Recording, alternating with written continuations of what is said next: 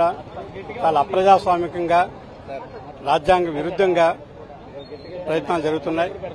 విద్యా వ్యవస్థ పైన ఒక దశాబ్దం పైగా చిన్నచూపు నడుస్తూ ఉంది.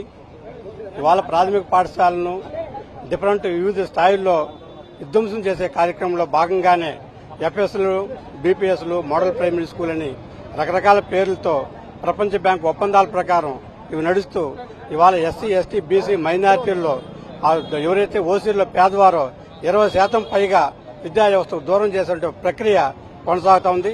అదేవిధంగా ఇప్పుడు ఇవాళ చూస్తున్నామంటే ఉపాధ్యాయుల మధ్య చిచ్చు పెట్టడానికి పంచాయతీ ప్రభుత్వ ఉపాధ్యాయుల మధ్య చిచ్చు పెట్టే దాంట్లో భాగంగానే ఇవాళ ప్రభుత్వ ఉపాధ్యాయులు అత్యంత జూనియర్ మోస్ట్ అయినటువంటి స్కూల్ అసిస్టెంట్లను, జూనియర్ మోస్ట్ అయినటువంటి హెడ్ మాస్టర్లను ఇవాళ ఎంఈఓలుగా ప్రమోట్ చేయడం వల్ల ఇవాళ జడ్పీ టీచర్ల యొక్క ఆత్మగౌరవం దెబ్బతినే విధంగా ఇవాళ ప్రభుత్వం నడుస్తూ ఉంది.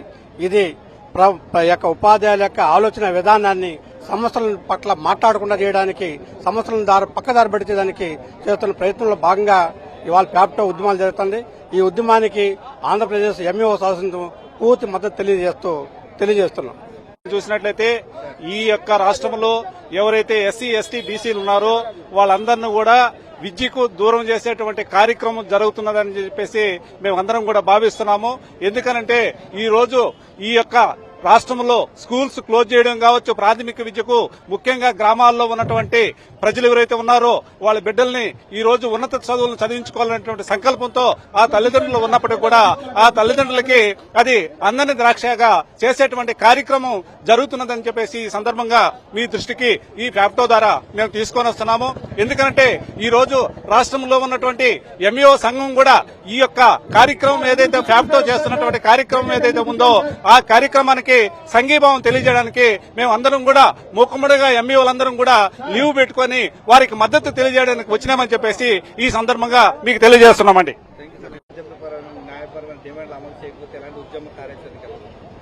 సార్, కొండ నాలుగు మందేస్తే ఉన్న నాలుగు ఊడిందంట. కొత్త ప్రభుత్వం అయినా మా సమస్యలు పరిష్కరిస్తుందని మేము అనుకుంటే సమస్యలు పరిష్కరించకపోగా గతంలో ఉన్నటువంటి సమస్యలు అలాగే ఉన్నాయి. ఇంకా మరికొన్ని కొత్త సమస్యలు ఈ రోజు సృష్టిస్తా ఉన్నారు. పాఠశాలలో ఈ రోజు బోధన చేయలేని పరిస్థితి.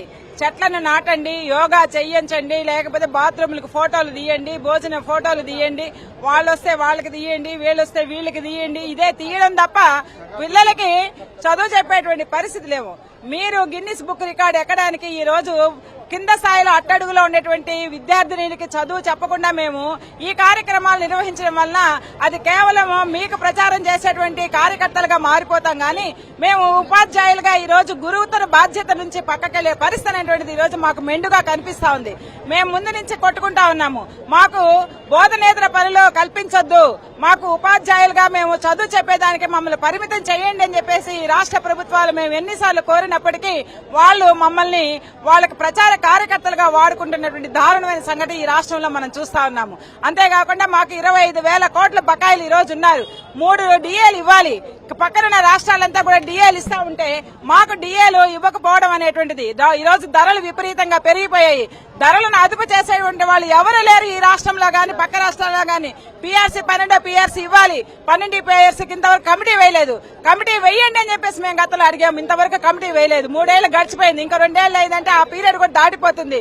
గతంలో ఏదైతే చెప్పారో పీఆర్సీ 10 ఏళ్లకి ఇస్తామని చెప్పేసి చెప్పారో ఇప్పుడు 10 ఏళ్లు అయిపోయే పరిస్థితి మాకు కనిపిస్తా ఉంది. ఉన్నటువంటి చట్టాలు ఏవి కూడా అమలు చేసే పరిస్థితి లేదు.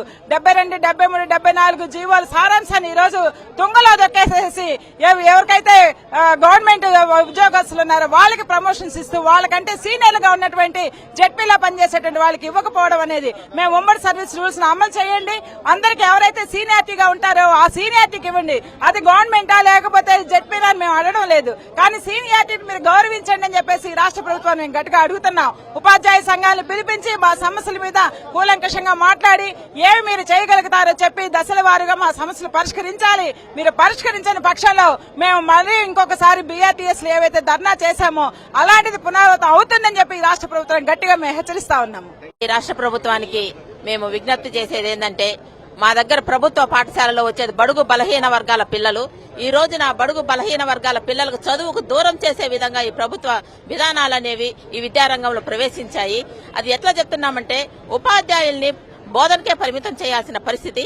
కానీ అనేక యాప్లు ఒకే యాప్ అంటారు, ఆ యాప్ ఓపెన్ చేస్తే 100 దానిలో వస్తాయి అన్నమాట.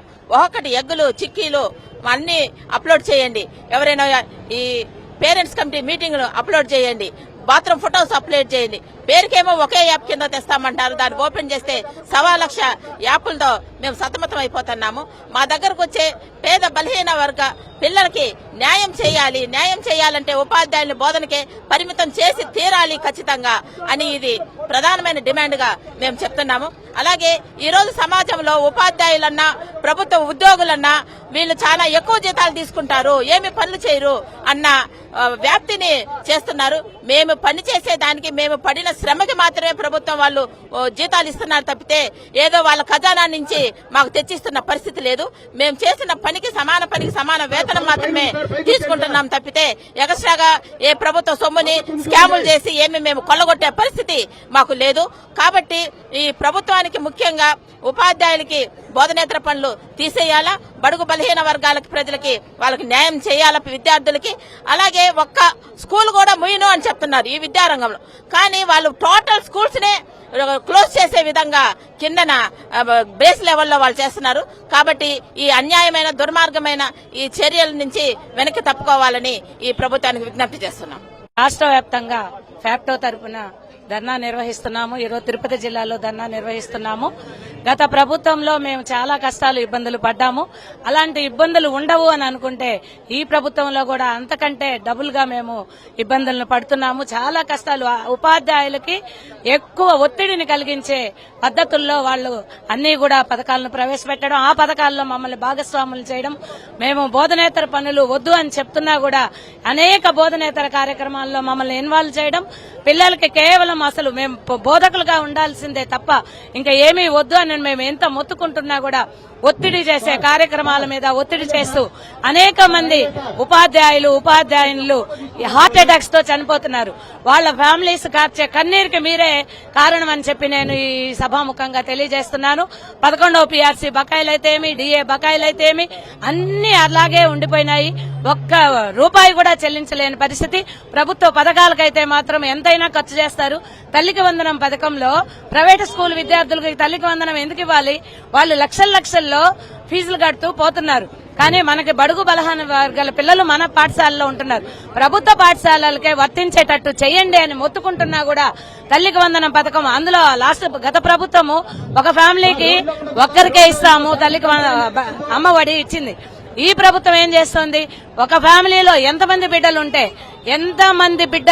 అంతమంది బిడ్డలకి తల్లికి వందనం పథకం వర్తిస్తుంది అని చెప్తూ 12 మంది పిల్లలు చదువుతా ఉంటే 12 మందికి ఇస్తుంది. ఏంటంటే ఇది పథకాలు? మీకు రాష్ట్ర ప్రభుత్వ పథకాలకు మాత్రం డబ్బు ఉంటుంది, మాకు రావాల్సిన బకాయిలు మాకు రావాల్సిన అమౌంట్స్ మాత్రం ఇవ్వరు. రిటైర్ అయిన తర్వాత 6 నెలలకు కూడా కనీసం పెన్షన్ ఇచ్చే పరిస్థితి లేదు. వాళ్ళకి బకాయిలు లేవు, పెండింగ్ బకాయిలు అన్ని అట్లే ఉంటున్నాయి. ఈ రోజు ఈ మధ్యనే ఒక ఉపాధ్యాయుడు రిటైర్డ్ అయ్యి 6 నెలలు అయితే పెన్షన్ లేదు, తనకు రావాల్సిన అమౌంట్స్ ఏమీ రాలేదు, తనకి ఈ మధ్య హార్ట్ అటాక్ వచ్చింది, హాస్పిటల్కి వెళ్లారు. ఖర్చులు ఎవరిస్తారు? ఇంతటి దారుణమైన పరిస్థితిలో ఉన్నాయి. మేము 18 డిమాండ్లతో ఈ రోజు ఫ్యాప్టో ధర్నా నిర్వహిస్తున్నాము. ఈ రోజు ఉపాధ్యాయులందరూ ఈ రోజు రోడ్డు మీదకి రావడానికి కారణం ప్రభుత్వమే అని చెప్పి మేము అనుకుంటున్నాము. ఆ ప్రభుత్వం గనక మా చర్చలు మేము అనుకున్న డిమాండ్లను పరిష్కరించకుండా చర్చలు పరిష్కరించకపోతే ఇంకా ఉధృతం చేస్తాము. లాస్ట్ ప్రభుత్వంలో ఏ విధంగా 1,00,000 మంది ఉపాధ్యాయులతో ఆ రోజు విజయవాడలో మేము ధర్నా నిర్వహించామో అంతకంటే డబుల్తో మేము నిర్వహించేటట్టు ఈసారి జరుపుకుంటామని తెలియజేస్తూ అన్ని డిమాండ్లను పరిష్కరించవలసిందిగా, చర్చలకు పిలవలసిందిగా ఈ డిమాండ్స్ కనీవిని ఎరుగని PRCని గత ప్రభుత్వంలో మేము రివర్స్ PRCని తీసుకోవడం జరిగింది. ఎన్నికల మేనిఫెస్టోలో నేటి ప్రభుత్వము ఆ రోజు నేను వస్తాను, నేనుండాను, నేను ఇస్తాను అనేటువంటి విధంగా మంచి PRCని ఇస్తాను, మీరు ఊహించినటువంటి PRCని ఇస్తానని చెప్పి ఆయన ప్రచారంలో భాగంగా మేనిఫెస్టోలో చెప్పడం జరిగింది. పాపం వచ్చినా కూడా 1 సంవత్సర కాలం పూర్తయింది, ఇంతవరకు PRC కాదు కదా, కనీసం గత ప్రభుత్వం ఇచ్చినటువంటి PRCల యొక్క బకాయిలను కూడా నేటి వరకు వీళ్లు చెల్లించడం లేదు. అదేవిధంగా ఆ ప్రభుత్వము ఎవరు నిర్ణయాలు తీసుకుంటున్నారో మాకైతే తెలియదు, కానీ 97% ఉన్నటువంటి పంచాయతీరాజ్ టీచర్లను వదిలిపెట్టేసి పంచాయతీరాజ్ హెడ్ మాస్టర్లను గెజిటెడ్ హెడ్ మాస్టర్లని పక్కన పెట్టేసి ప్రభుత్వం పాఠశాలలో ఉన్నటువంటి స్కూల్ అసిస్టెంట్లని ఎంఈఓలుగా ఎఫ్ఏసీలుగా బాధ్యతలు ఇవ్వడం అనేది ఇది చాలా దారుణమైనటువంటి విషయము. ఎప్పుడో 20 ఏళ్ల క్రితం ఈ ప్రభుత్వంలోనే 72, 73, 74 జీవోల్ని అమలులోకి తీసుకొని వచ్చినారు. మధ్యలో వాటికి బ్రేక్ పడింది. అయినా కూడా ఎక్కడా కూడా ఈ విధమైనటువంటి పరిస్థితులు తలెత్తలేదు అప్పటి నుంచి. ఇప్పుడు స్కూల్ అసిస్టెంట్లని ఎంఈఓలుగా ఇచ్చి ప్రధానోపాధ్యాయుల్ని బాగా అవమానపరుస్తూ ఉంటారు. ముఖ్యంగా వాటిని రద్దు చేయాలా, అదేవిధంగా మా యొక్క 18 డిమాండ్లను కూడా పరిగణలోకి తీసుకొని చేయాలా. ఈ సమావేశానికి, ఈ నిరసనకు ముఖ్యంగా ఇంతవరకు ఎప్పుడు పాల్గొన్నటువంటి ఎంఈఓలు, అదేవిధంగా ప్రధానోపాధ్యాయులు అందరూ కూడా ఈ ఉద్యమానికి మద్దతు ఇచ్చి ఈ రోజు హాజరు కావడం జరిగింది. ఇక్కడ ఉన్నటువంటి వాళ్లలో 1/2 మంది ప్రధానోపాధ్యాయులు, మండల విద్యాశాఖ అధికారులు రావడం జరిగింది. కాబట్టి దీన్ని మేము ఇంతటితో ఆపకుండా మమ్మల్ని చర్చలకు పిలిచి మా సమస్యలు పరిష్కరించకపోతే రాష్ట్ర వ్యాప్తంగా దీన్ని మేము ఇంకా ఈ ధర్నాను ఉధృతం చేసి బలంగా పోయి రాష్ట్ర ప్రభుత్వానికి జవాబు చెప్తామని చెప్పి ఈ సందర్భంగా మీ అందరికీ తెలియజేస్తూ ఉన్నాం.